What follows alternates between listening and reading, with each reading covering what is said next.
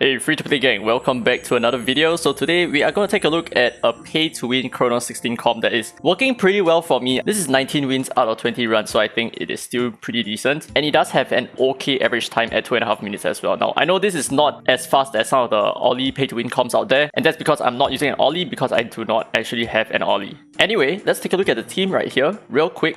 I lost the last one as well, what the hell. Okay, so I'm using Abigail, I'm using Zora, I'm using Black Twin, Xiao In, and Hengrie as well. Hengrie is like the best healer ever, man. So thanks for Nikoni for the idea anyway, for using Abigail. I think she's remarkable in Kronos. So let's check out her stats. She is on Ocean Waves here with quite a good amount of speed and a tanky set as well. So she's going to need a little bit more HP to tank the Kronos because Kronos does like 75% more damage to her because of her typing. And I'm using Zora, and it's very important that you have her on R2 so that her third skill lands a defense break, right? This defense break here is so important. So she's gonna double as my defense breaker, and that's the whole reason why I'm using Zora. Apart from the defense break, I don't think she carries a lot in her kit, which is part of the reason why if I do get an Ollie, then I would definitely use Ollie instead, because I think his defense break is a little bit better because he does a lot more damage as well. Now next up we have the Black Twin. So here are his stats, nothing much to talk about except that take a look at his crit rate. It's relatively low, and the reason for that is because not only does he have his third skill to improve his crit rate by 30%, he also has a typing advantage that gives him an additional 15% crit rate, right? Take a look at this part over here. Attackers belonging to a superior elemental class gain a 15% chance to trigger a crit.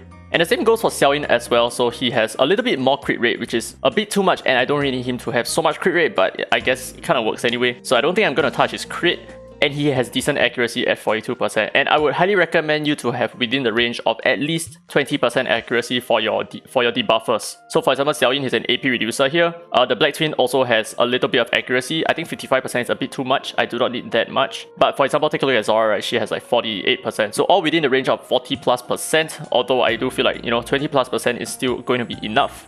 And finally, we have Hengrie on the Windwalker set. I feel like she's going to improve a lot more if I ran her on Ocean Waves, because as long as she gets her third skill up more often, this is going to help out a lot because of the defense break that the boss lands and just the amount of AoE damage that the boss can do. So having her third skill come up more frequently is a lot better for your win rate, and I feel like I'm definitely going to switch up her set a little bit as long as I get hold of more Ocean Wave sets. Now before we start, let's blitz a couple of times so that we can check whether is my win rate decent or not. Stops upon battle failure, yeah, I'm going to uncheck it, so let's go. And there we go. Okay, time to blitz. Victory, victory, victory. Okay, so one thing you take note of is the memo chips that I'm using, right? I'm using quite a fair amount of memo chips. I'm using 15 per win. 15, which is a lot. As opposed to my Fafnir, I do use 8 chips sometimes, which means that I'm taking a little bit too many turns. I'm taking at least 70 turns in order for me to hit 15 memo chips. So that's something for you to consider.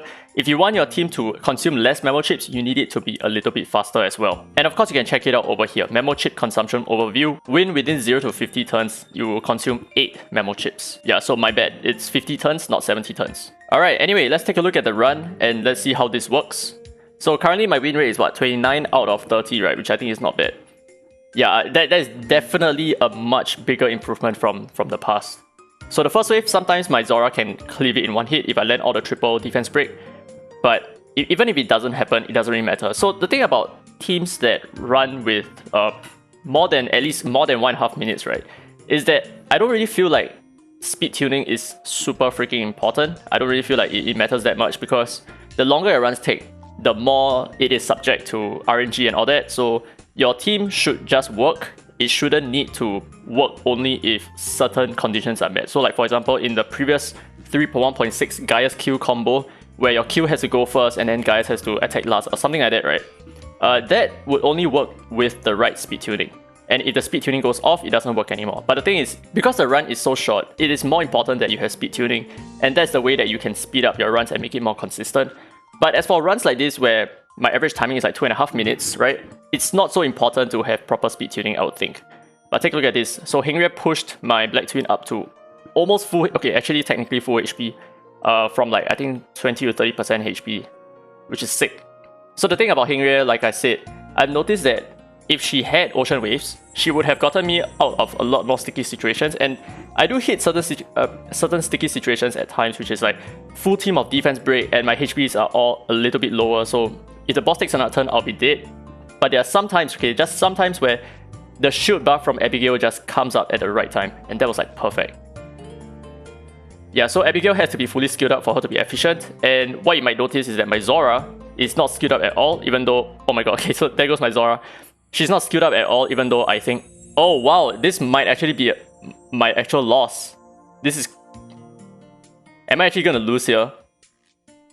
Well, the thing is, Abigail would have revived my Zora, so that was why Abigail was so good here, but my Zora does not have any skill ups, which is, yeah, potentially an issue. I can definitely skill her up, and I feel like I might, because I feel like I might use her for more different content apart from just Kronos. But what I noticed is that Abigail is just so good for Kronos right now. Or rather, she's just so good in generic PvE content. Yeah, like right now, her performance is just really good in all Okay, I wouldn't say all miracles, because Fafnir is not included. Kronos, Apep, and Infinity Tower, I guess it is possible to use her there. And shucks, I guess this is a run that we lose. Maybe not. Oh my god, we won. Oh my god, okay, so see, Henry is so strong as a healer, and I know this is one of the uglier runs, so we're gonna do it again. Because technically, Abigail is not supposed to die.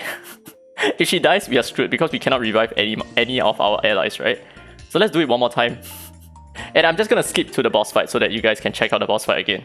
Okay, here we go. So Henry at 100% Ocean Waves. I think she excels a lot with the Ocean Waves kit right now. For the multiple third skill, right? She's probably one of the best healers, if not the best healer in the game right now. No cap. Her cleansing power, her healing, everything is just so strong.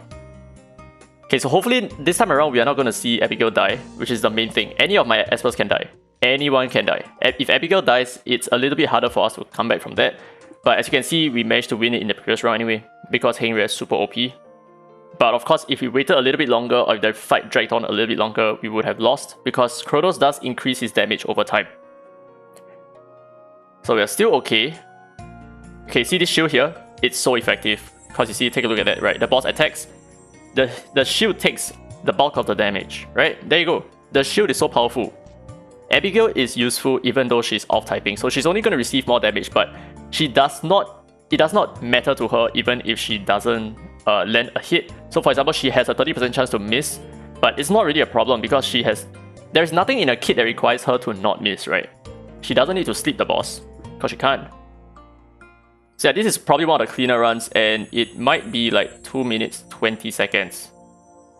Yeah, and one thing I hate about Kronos right now is that he gains so much AP, right? And the thing is, whenever he gains more turns, his damage just goes up, like after a while. Take a look at his passive one more time. So at the end here, after a certain number of turns, increases damage every turn. That is crazy. Oh my god, wait, we might die. Oh my god, we might die. Yeah, we are still okay, we are still fine. Henry heal. Nice. Henry is super OP. GG. Okay, so I think this is about 2.5 minutes. 2 minutes 20 seconds, so I was right the first time. So that's it for the team. This is how it looks like, and like I said, one way to improve on it is to give Henry Ocean Waves. But let me know if you have any other questions down in the comment section below, and I'll get back to you as soon as I can. And in terms of like Esper replacements and all that, if you are wondering whether can you use Leon instead of a certain Esper, probably not, because I've tried using Leon and I didn't really like the outcome. So if you are thinking of replacing Zora with Leon, it may not work, but if you have an Ollie, this would definitely work. So anyway, that's it for this video. Hope you guys enjoyed. If you did, don't click the thumbs up. It really helps the channel, and subscribe for more Dislyte content. Now with that said, this has been Derry Free to Play, and as always, I will see you in the next video.